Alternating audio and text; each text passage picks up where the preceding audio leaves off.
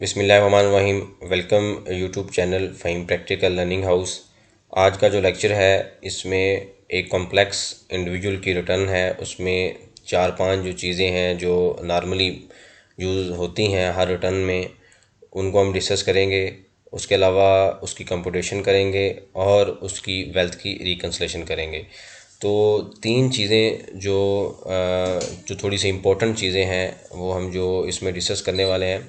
उसमें some time ये होता है कि आपके अकाउंट्स में पैसे बाहर से रिसीव होते हैं, कोई भी आपका रिलेटिव आपको आपके अकाउंट में भेज देते हैं और उसके बाद आपको कहा जाता है कि जी इससे आप कोई प्लाट ले लें, और यानी कि फ़ॉरेन रेमिडेंस आपके अकाउंट में आई हैं और उसके बाद आपने उसका उनके नाम पे कोई प्लाट ख़रीद लिया है, तो उसको हमने रिटर्न में कैसे एडजस्ट करना है। और उसके बाद जो लोन की ट्रीटमेंट है वो हमने कैसे करनी है, कैसे रीपे करना है, रिटर्न में से उसको कैसे निकालना है। और इसके अलावा कोई अगर आपने ड्यूरिंग द ईयर कोई आपके अकाउंट में पैसे भेजे जाते हैं लोकली, यानी कि आपके अकाउंट में मैंने ट्रांसफ़र किए हैं कि इसको विड्रॉल करवा दें, तो उसको हमने रिटर्न में कैसे एडजस्ट करना है। तो सबसे पहले जो how to file annual income tax return और how to file the return of teacher individual and business individual, इसके अंदर भी हम चीज़ें सारी डिस्कस कर चुके हैं कि हमने करना क्या है। तो बेस डॉक्यूमेंट जो है वो हमारे पास बैंक रिकन्सलेशन है, यानी कि बैंक स्टेटमेंट में जो चीज़ें आ रही हैं उसको हमने जस्टिफाई करना है सबसे पहले। अगर उसके अलावा कोई ऐसी चीज़ें जो बैंक में नहीं आई, जो कैश इन हैंड में ट्रांजेक्शन्स हो गई हैं, तो वो एक सेकेंडरी चीज़ है। रिपोर्ट सबको करना है, लेकिन एटलीस्ट जो बैंक का डाटा है वो हमें हर सूरत में रिपोर्ट करना है, क्योंकि अगर किसी टाइम पे ऑडिट की सिलेक्शन होती है तो बैंक के साथ उसको मैच किया जाता है कि बैंक आपका क्या कह रहा है और आपने रिटर्न में क्या किया है। तो सबसे पहले बैंक रिकन्सलेशन आपने कर लेनी है।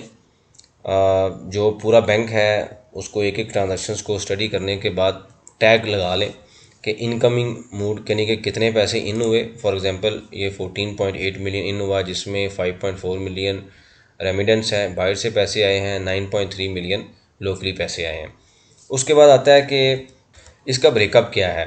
तो इसमें 5.4 मिलियन और 9.3 का ये ब्रेकअप आ गया 14.8 मिलियन, जिसके अंदर डिफरेंट तरीके से जो चीज़ें हैं वो आपके सामने, कुछ फ़ंड रिसीव हुए हैं, डिविडेंड आया है, कोई भी चीज़ है, तो हमने सारी जो डिटेल है, यानी कि बेसिकली जो आपकी इनकमिंग है उसको आपने ब्रेक करना है।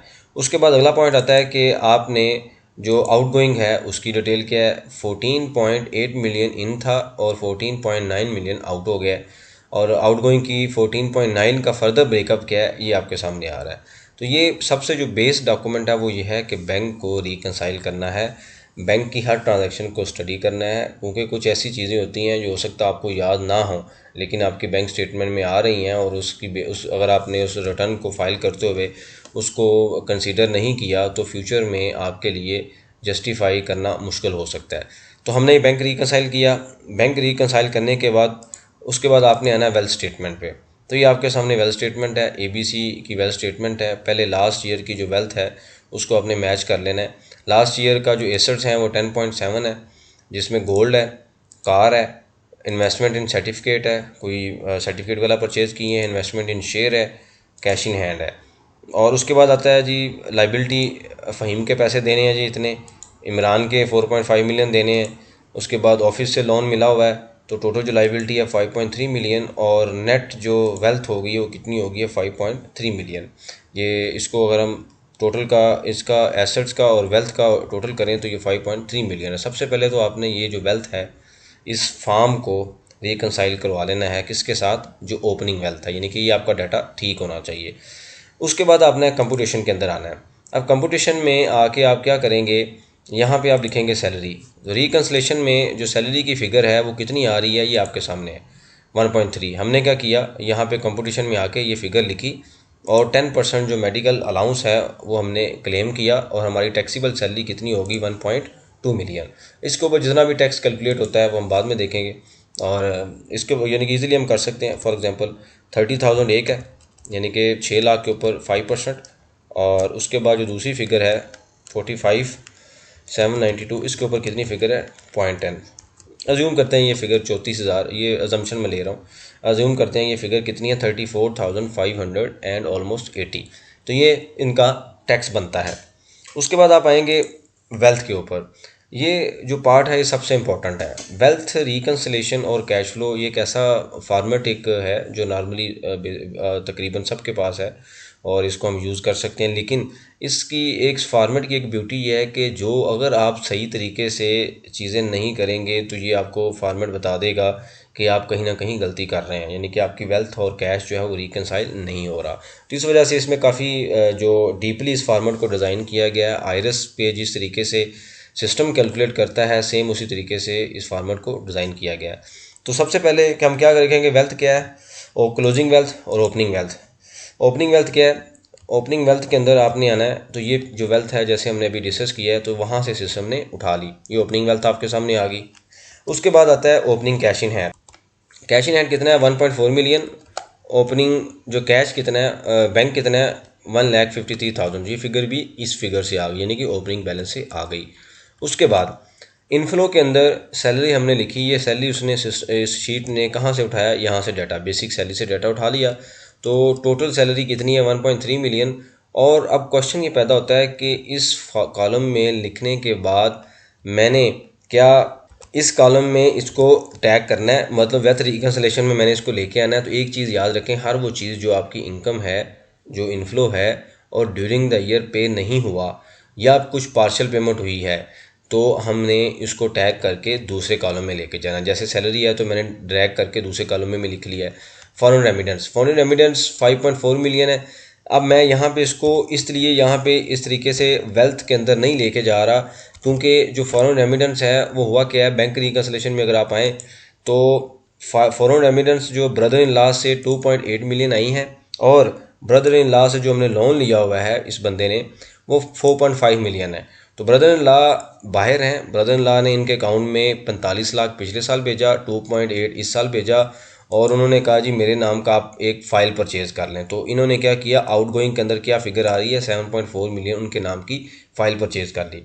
अब लॉजिकली ये मेरे अकाउंट में पैसे आए हैं और मैं उनके बिहाफ पे काम कर रहा हूँ, तो इसका मतलब जो फ़ाइल परचेज़ करना है ये एक तरह से क्या है, रीपेमेंट है, मतलब उनके नाम पे मैं चीज़ परचेज़ कर रहा हूँ।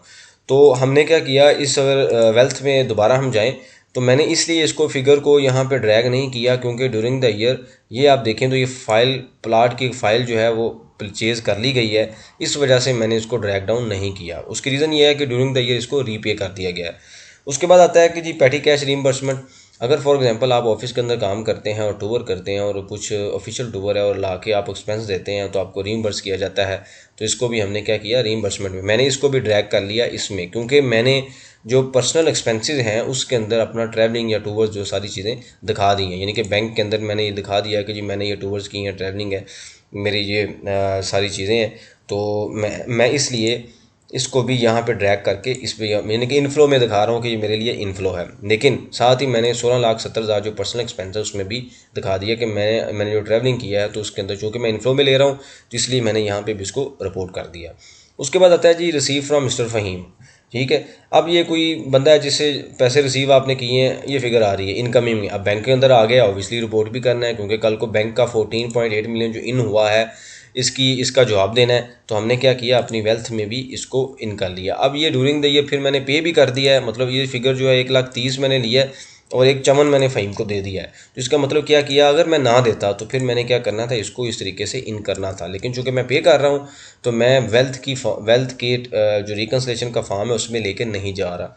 मैं दोबारा रिपीट करता हूँ कि इसका क्या लॉजिक है कि जो ड्यूरिंग द ईयर पे हो रहा है वो कैश में इन हुआ, कैश से आउट हो गया। जो ड्यूरिंग द ईयर पे नहीं हुआ और आपके पास पड़ा हुआ है तो वो आपकी वेल्थ को इंक्रीज़ करेगा। फॉर एग्जांपल 1,30,000 आपने लिया है और पे नहीं करते तो फिर आपकी वेल्थ इंक्रीज़ होगी, इस वजह से आपने यहाँ पे इसको लिख देना है। तो अगर तो आप ड्यूरिंग द ईयर ले रहे हैं और पे कर रहे हैं तो इसका मतलब आपके कैश फ्लो को इम्पैक्ट कर रहा है, वेल्थ आपकी इंक्रीज़ नहीं हुई।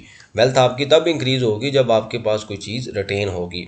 उसके बाद आता है जी यूबीएल फंड इन्वेस्टमेंट। यहाँ पे रिकन्सिलेशन में देखें तो 6.6 मिलियन की जो फंड्स हैं इन्वेस्टमेंट की थी वो मुझे रिसीव हुई और 5.8 मिलियन की ओपनिंग इन्वेस्टमेंट सर्टिफिकेट थे और ड्यूरिंग द ईयर भी मैंने कुछ सर्टिफिकेट परचेज़ किए, पेमेंट की। ठीक है, और पेमेंट मैंने आउटगोइंग में अगर आप देखें तो 5.3 प्लस यूबीएल फंड यानी कि 1.2 मैंने इन्वेस्ट किया, तो टोटल फिगर कितनी होगी, तकरीबन 7.1 मिलियन। और मुझे एक्चुअल में रिसीव कितना हुआ, 6.6। तो जो डिफरेंस है वो मैंने यहाँ पे कैलकुलेट किया कि ओपनिंग ये था ड्यूरिंग द ईयर मैंने ये इन्वेस्ट किया, टोटल ये हो गया 7.1 मिलियन, और मुझे रिसीव कितना हुआ 6.6, तो 4,40,000 क्या है मेरा लॉस है। तो लॉजिकली इसने क्या किया, मेरा जो वेल्थ है उसको डिक्रीज़ कर दिया। तो हमने जो डिफरेंशियल फिगर है वो आपके सामने 440 मैंने यहाँ पे लिख दी। अगर फॉर एग्जांपल 7.1 और 7.1 ही रिसीव होता तो फिर हमने कुछ भी नहीं लिखना था, लेकिन अब चूंकि 7.6 था, वो 7.1 रिसीव हुआ 6.6, तो डिफरेंशियल क्या है, वेल्थ को डिक्रीज़ कर रहा है, तो इसलिए हमने यहाँ पे नेगेटिव कर दिया। ये आपके सामने इनफ्लो के अंदर नेगेटिव हो गया। डिविडेंड था, मुझे कुछ शेयर मैंने इन्वेस्टमेंट की हुई थी, मुझे रिसीव हो गया, मैंने आबद से रिसीव किया, आबद को आगे पे भी कर दिया। वो कहाँ से मुझे पता चला, रिकन्सलेशन में मेरा 55,000 मैंने 50 लिया, तो 55 आबद को दे दिया है, तो इसलिए मेरा कैश फ्लो को इम्पैक्ट करेगा। उसके बाद जी मेरी कुछ इन्वेस्टमेंट थी, वो मैंने शेयर को विड्रॉल करवा लिया है। पिछले साल 4,67,000 की इन्वेस्टमेंट थी, इस साल कितनी होगी, 330 की, तो इसका मतलब कुछ पड़ी हुई है, कुछ मेरी विड्रॉल हो गई है। उसके बाद है जी ऑनलाइन प्रोडक्ट। फॉर एग्जांपल आप किसी कंपनी में काम करते हैं, जैसे मैं इसमें चैंग होंग में काम करता हूँ। फॉर एग्जांपल मैं मेरे अकाउंट, आपने कोई एसी लेना है, कोई भी चीज़ लेनी है, तो आप मेरे अकाउंट में पैसे भेजते हैं कि जी आपको मैं दे देता हूँ, आप मेरे नाम पे जो भी आपने करना है कर लें, और मुझे वो एसी या टीवी फ्रिज जो भी है डिलीवर करवा दें।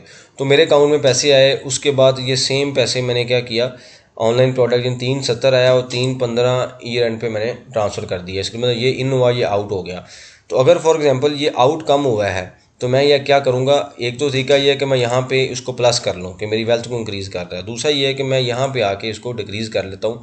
मैंने आउटफ्लो में इसलिए डिक्रीज़ किया है कि जी मैंने ये बाद में पे करना है, लेकिन अगर सिस्टम को सही तरीके से फॉलो करें तो फिर आपको यहाँ पे फिगर ऐड करनी चाहिए 55,000।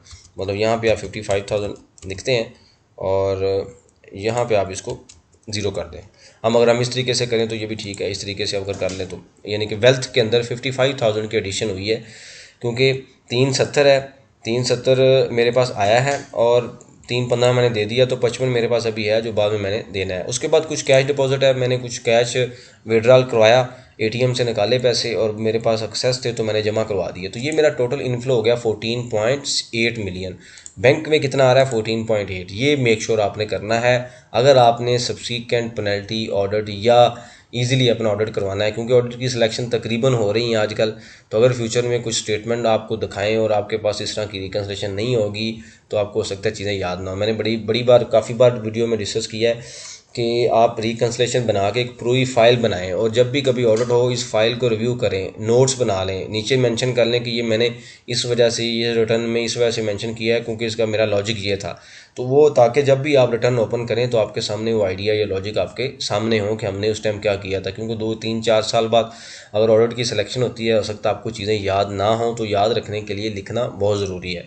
ये हमने देखें जी इनफ्लो मैच किया, इसी तरीके से हमने आउटफ्लो मैच कर लिया। ये मेरे पर्सनल एक्सपेंसेस थे, प्लॉट की फ़ाइल मैंने परचेज़ की। अब 75,000 कैसे आया, इसको भी अगर हम डिटेल ब्रेकअप में जाएं, 45 लाख ओपनिंग था, 28 lakh during the year receive हुआ, टोटल कितनी अमाउंट होगी 7.3।